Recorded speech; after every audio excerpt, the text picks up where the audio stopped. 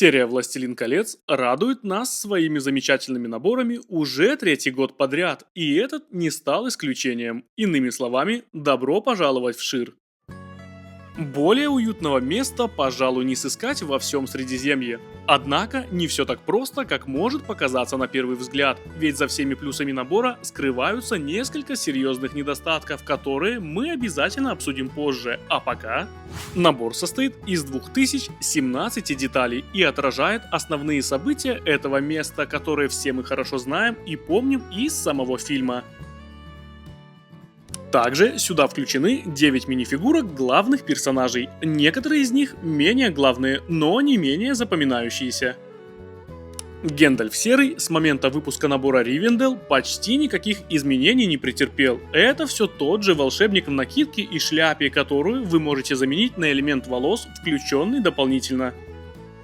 Изменение коснулось лишь лица фигурки, где она получила напечатанную бороду, которая частично прикрыта основным элементом.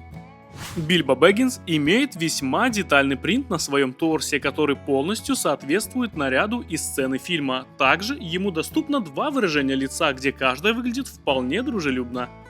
В его руке можно обнаружить то самое кольцо всевластия, которое он вскоре передаст своему племяннику Фродо Бэггинсу. Фигурка Фродо одета в еще более красивый наряд с отменным уровнем детализации как спереди, так и сзади.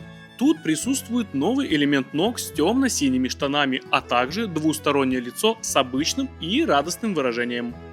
Его друг и соратник Сэм, в отличие от других хоббитов, имеет менее интересный, но соответствующий фильму наряд. С момента его появления в наборе Ривендел двусторонняя голова Сэма изменений не претерпела, хотя было бы неплохо заменить его серьезное лицо на более веселое или обеспокоенное, тем более, когда рядом любовь всей его жизни по имени Роузи. Персонаж Роузи появился впервые в виде фигурки Лего и наряду с остальными выполнен подобающим образом. Проказники Мэри и Пиппин – два друга, которые решили привнести чуточку веселья всем жителям Шира, запустив в небо один из украденных у Гэндальфа фейерверков. Как говорится, результат налицо. Мне нравится, что помимо дополнительных элементов волос, сюда добавили также элемент яблока, чтобы максимально соответствовать сцене. Наконец, семейство Праудфуд. Парочка, которую мне приятно видеть в качестве фигурок Лего, ведь несмотря на свое короткое присутствие в фильме, им удалось произвести впечатление забавной семейки, поэтому включение их в набор – это абсолютно верное решение. Из интересных особенностей можно выделить юбку миссис Праудфуд, которая является новым элементом Лего, а также их двухсторонние лица, причем к голове самой миссис Праудфуд у меня есть вопросы. Голова этой фигурки принадлежит Артуру Уизли, и я нахожу странным ее использование для женского персонажа. Зная этот факт и глядя на фигурку миссис Праудфуд, я каждый раз вижу Артура Уизли, который сошел с ума. Так выглядят все 9 фигурок, и пришло время поговорить о постройках, которыми наделен набор. Тележка Гэндальфа, на которой он прибывает в Шир, претерпела минимальные изменения с момента своего дебюта в 2012 году, однако ее вид и пропорции от этого только выиграли. Фигурки Фродо и Гэндальфа могут быть усажены на саму повозку, ведь для этого здесь имеются специальные элементы, позволяющие занять фигуркам сидячее положение. Далее следует небольшая подборка построек по случаю 111-го дня рождения Бильбо, и какой же день рождения без торта. Торт и стол, на котором он находится, выполнены весьма просто, однако являются неотъемлемой частью этого праздника. Они расположены на обычном круглом основании, ровно такое же используется в качестве стартовой площадки для фейерверка дракона. Причем сюда даже включили стебель цветка черного цвета, который имитирует обожженную траву после запуска фейерверка. Палатка, из которой Мэри и Пиппин запускали фейерверк, здесь тоже присутствует. Ее каркас выполнен из элементов техник и демонстрирует вполне продуманную конструкцию.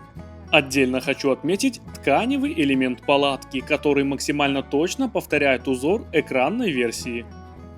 Праздничное дерево является самой большой второстепенной постройкой и самым большим разочарованием.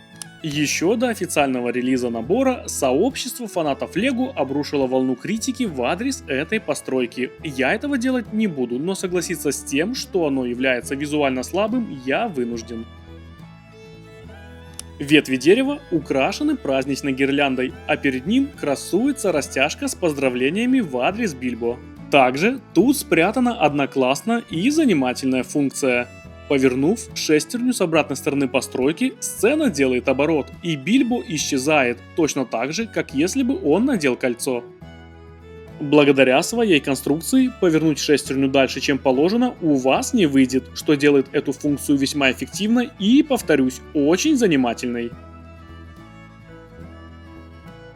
Верхушка самого дерева служит опорой для сборной модели фейерверка дракона. Он фиксируется при помощи небольшого прозрачного элемента, что создает впечатление полета. Теперь перейдем непосредственно к бэкэнду. В сравнении со старшей моделью образца 2012 года постройка явно преобразилась и увеличилась в размерах. А с учетом того, что модель создавалась с акцентом на взрослую аудиторию, уровень детализации и технических решений здесь куда выше. Зеленые склоны наряду с выступами создают слаженную текстуру и при этом выглядят весьма аккуратно, но различные цветы и растения дополняют и без того прекрасный природный мотив этого места.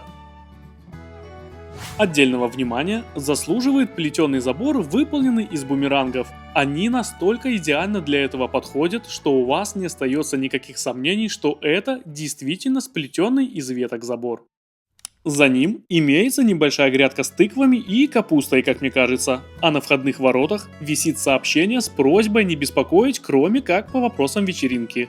Данное сообщение представлено одной из немногих наклеек набора, и проблем с качеством исполнения здесь не наблюдается. То же самое касается и деталей с принтами, которые имитируют кирпичную кладку вокруг окон и входной двери. Круглые окна данного жилища являются его визитной карточкой, поэтому тут применяются новые оконные рамы с круглым отверстием, куда по-прежнему можно вставить привычные нам решетки или стекла. На вершине жилища Бильбо растет большой дуб, добавляя некий контраст наравне с парочкой дымоходов и висящим на веревке бельем, что делает крышу хижины более интересной. Часть, где растет дерево, может быть удалена для более легкого доступа к внутреннему интерьеру. И первое, что здесь бросается в глаза, это два кнута, которые отлично повторяют декор двери из самого фильма. Очень жаль, что здесь отсутствует люстра, на которую натыкается Гэндальф по приходу к Бильбо, но зато имеется небольшой шкаф с рядом крючков, где можно оставить свой плащ или шляпу. Темно-красный пол смотрится отлично, и чтоб немного его разбавить, сюда добавили шикарный ковер, выполненный из двух тайлов с принтами.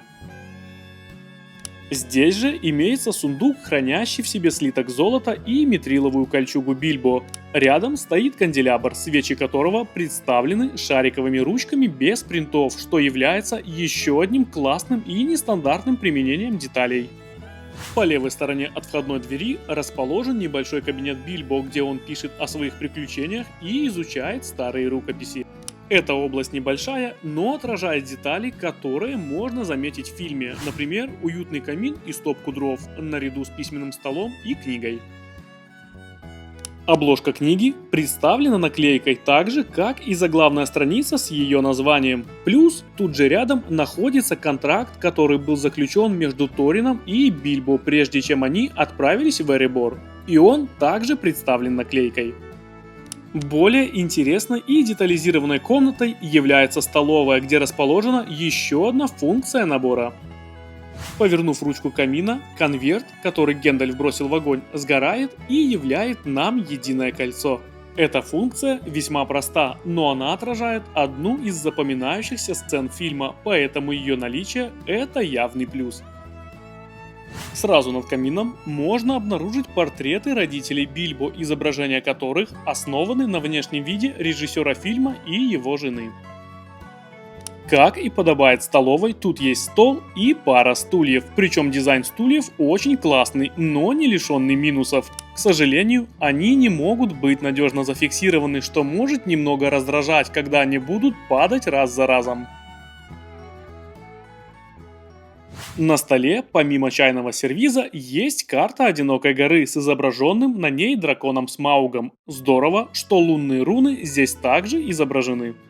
Чуть дальше за столом, на маленькой полке, расположен один забавный элемент. Это фигурка ежа из серии Friends, который лишен принтов. Своим видом он изображает огромную сосновую шишку, и я считаю, что это удалось на все 100%.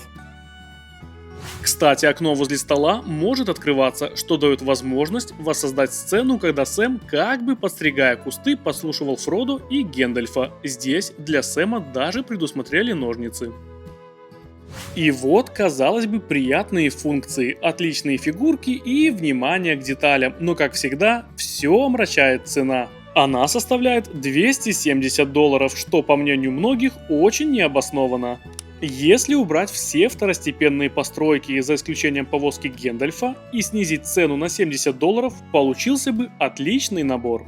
Я ценю, что нам дали возможность насладиться ностальгией, проживая ключевые моменты празднования дня рождения Бильбо, но давайте будем честны, все эти постройки выглядят как элементы игрового набора, а не коллекционного издания. Вы не подумайте, я очень ждал и очень люблю этот набор, но если вспомнить, какой уровень детализации и технического совершенства задал Ривендел на пару с башней Бородур, то становится очевидно, что Шир явно проиграл в этой гонке за соответствие стандартам. Но не все так просто. Компания LEGO уж точно знает способы давления на свою целевую аудиторию, которые заставят вас выложить кругленькую сумму. И об этом более подробно я расскажу в следующем видео.